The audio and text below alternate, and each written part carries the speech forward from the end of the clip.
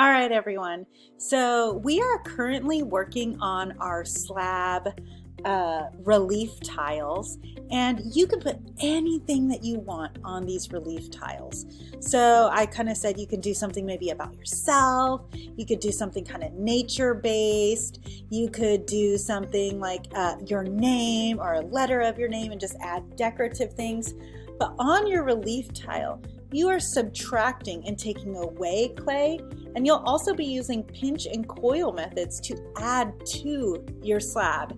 So essentially your slab will have a lot of different layers, right? A lot of different relief layers. So I kind of designed my slab. You guys should have turned in a sketch. And so mine is going to be a goth moth.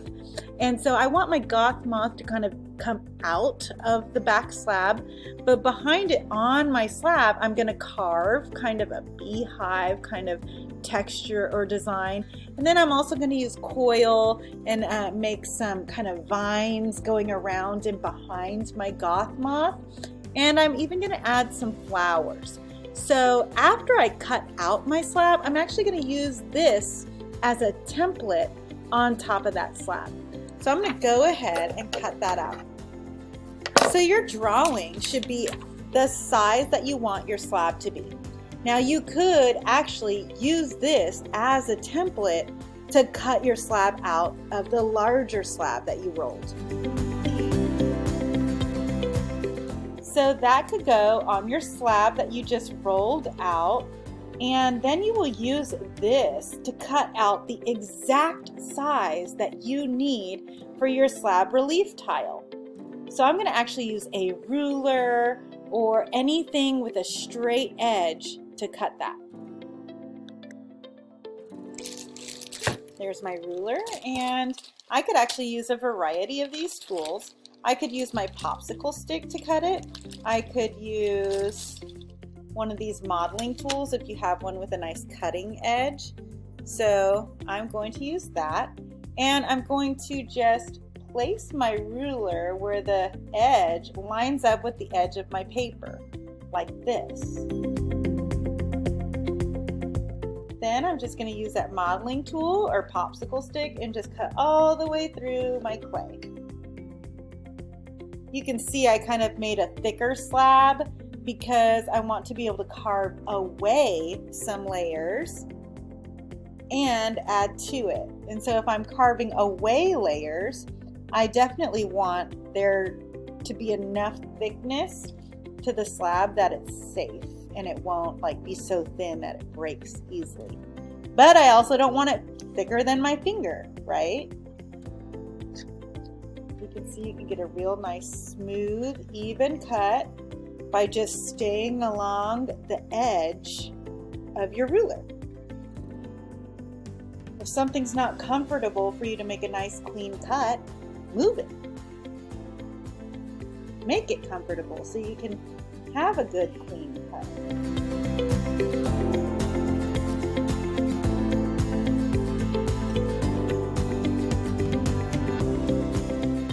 So now you can see my leftover slab is exactly the size and shape that I need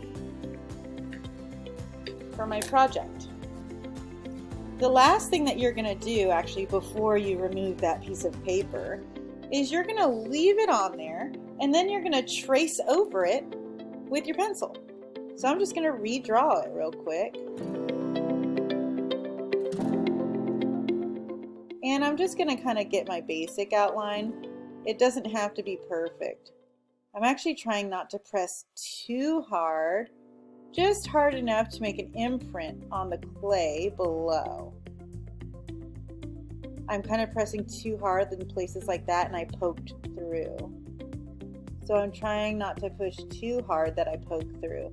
But if you do poke through, it's not a big deal.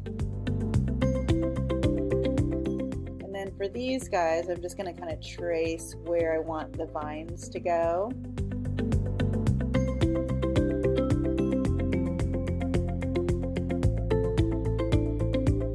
Maybe a flower here. And I think I'm going to do another flower here. Actually, I think I'm going to kind of freely add flowers. I'm not going to draw on this texture on the background because I'm going to actually find a pencil or something with like a hexagon shape that I can push into that like we did on our pinch pots, and I'm going to create a repetitive texture. When you remove your sketch, you can see it has now left an imprint on my clay. So can you see that imprint? Just kind of remove any paper that gets stuck. That always happens, especially if you use something like computer paper, you know, because it's just so thin and weak. It just kind of rips apart on that wet clay. So I'm just going to kind of remove that. No big deal. If you can't get it all off, that's okay. And then I'm going to use this imprint as like an image transfer, and I'm going to create my artwork from here. So just to repeat one more time, hopefully you guys made a kind of thicker slab so you can take away and add to it. And uh-oh, stuck to the board. Make sure you don't get too stuck to your board. Okay, this one's really plasticky, so I'm going to leave it out so it can dry out a little bit before I start carving and adding onto it. Then with all this extra clay from my slab, since it's already wedged really well, this is what I'm going to use to like make my goth moth. So I might even take my roller and roll this out thinner and then cut a couple wings out of it, right? And I can use this for the wings. I just want it to be a lot thinner. That's too thick for the wings. They'll be too heavy. So I'm going to roll this out thinner before I do that. And I'll see you guys in class.